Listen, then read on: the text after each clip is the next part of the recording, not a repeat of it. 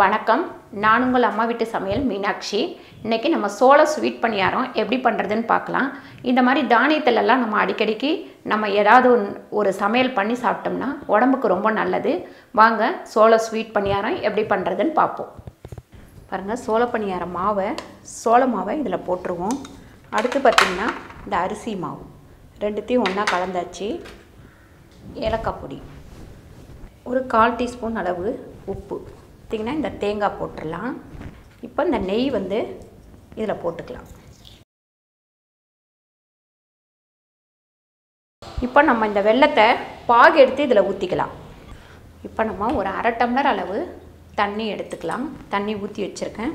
இந்த வெல்லம் போட்டு கொதிக்க வைக்கிறதுக்காக 1/2 டம்ளர் தண்ணி வச்சுருக்கேன். இப்போ வெல்லத்தை இதில் போட்டுருவோம். இது நல்லா கொதிக்கட்டும். பாருங்கள், இந்த மாதிரி வெல்லம் ஃபுல்லாக நல்லா கரைஞ்சிடணும்.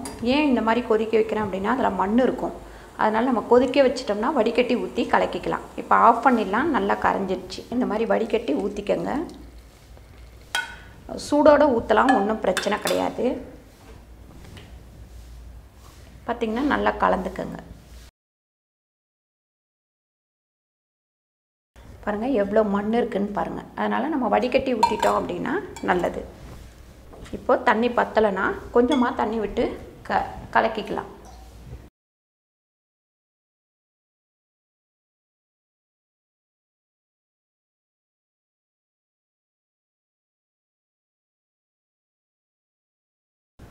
முதல்ல நம்ம வெல்லத்துக்கு ஒரு 1/2 டம்ளர் தண்ணி விட்டோம்.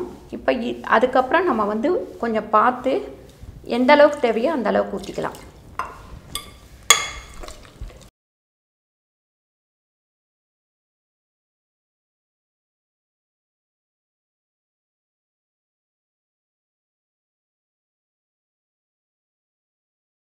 பாருங்கள், இந்த மாவு ஒரு 1/2 ஹவர் அப்படியே ஊறட்டும்.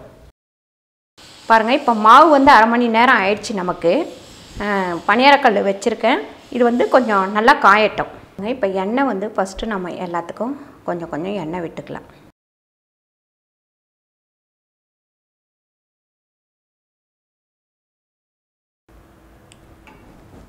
இப்போ எல்லாத்துக்கும் ஒரு 1/2 ஸ்பூன் எண்ணெய் போட்டிருக்கேன். இப்போ அடுப்பை கம்மியான தீயில வச்சுருங்க. நம்ம பணியாரம் ஊற்றும் போது இப்போ நம்ம பணியாரம் ஊற்றுவோம்.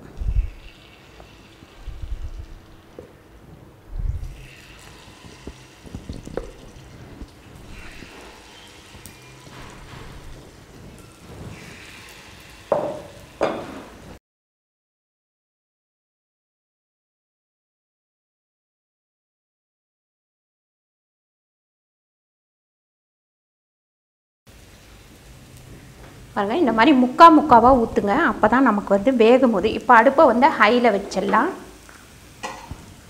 இப்போ மூடிடுவோம். பாருங்கள், எப்போவுமே நம்ம பணியாரம் பண்ணும்போது கொஞ்சம் அதிகமான தீ கம்மியான தீ இந்த மாதிரி வச்சுக்கணும். கொஞ்சம் நம்ம தேவைப்பட்டால் சோடா மாவு போட்டுக்கலாம். நான் இப்போ போடலை.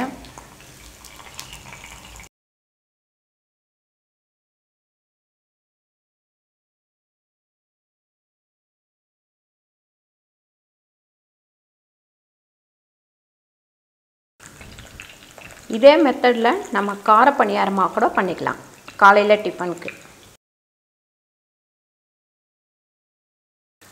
இப்போ திருப்பி விட்டுருக்கேன். கொஞ்ச நேரம் நல்லா வேகட்டும். கம்மியான தீயிலேயே வேகட்டும். பாருங்கள், இந்த மாதிரி வெந்த ஒன்று எடுத்துடலாம். ஒரு ஹெல்த்தியான சோள பணியாரம் ரெடி ஆயிடுச்சு. இதை நீங்கள் வீட்டில் ட்ரை பண்ணி பாருங்கள். ரொம்ப நல்லாயிருக்கும், சாப்பிட்றதுக்கு டேஸ்ட்டாகவும் இருக்கும். சாயங்கால நேரத்தில் ஸ்நாக்ஸாகவும் இதை நீங்கள் செஞ்சு கொடுக்கலாம். இந்த வீடியோ உங்களுக்கு பிடிச்சிருந்தா லைக் பண்ணுங்கள், ஷேர் பண்ணுங்கள், சப்ஸ்கிரைப் பண்ணுங்கள், ஃபேஸ்புக்கில் ஷேர் பண்ணுங்கள், மறக்காமல் கமெண்ட் பண்ணுங்கள். நன்றி, வணக்கம்.